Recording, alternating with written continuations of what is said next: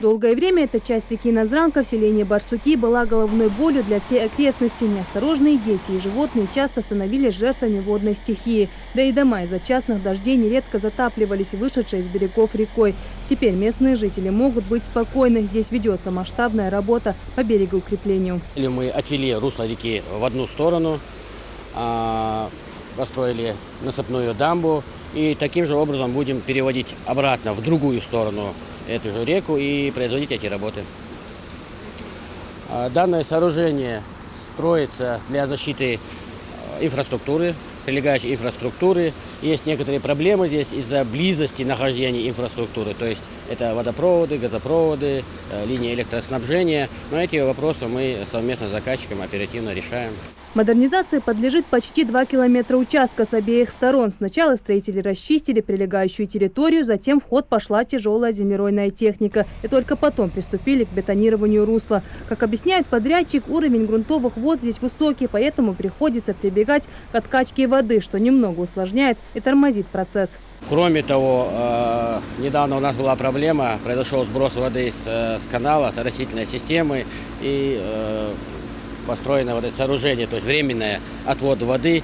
И произошел сброс воды и снесло нам некоторые виды выполненных уже работ. Но эти проблемы уже решены. Уже согласовано то, что сброс воды будет уже производиться согласованно.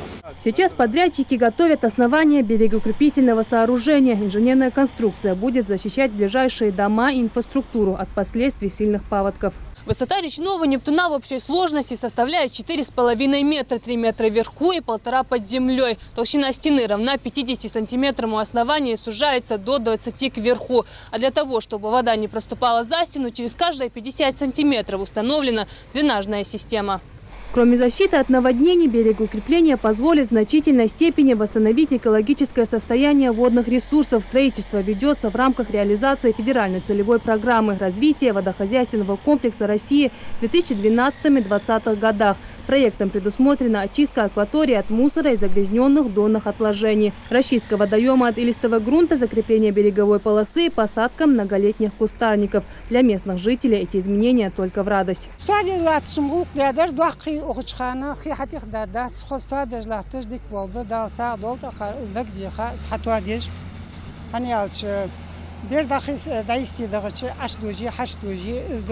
план реконструкции местные власти включили строительство набережной. Всего в рамках проекта была проведена берегоукрепительная работа участка реки в Магазе, а также благоустройство пруда в Сунже. Эти мероприятия будут проведены всего в 2 субъектах, и один из них наша республика. У нас на очереди также Карабулакский городской пруд, Малгобекский городской пруд. В общем, эта работа очень существенное положительное воздействие окажет на экологию республики.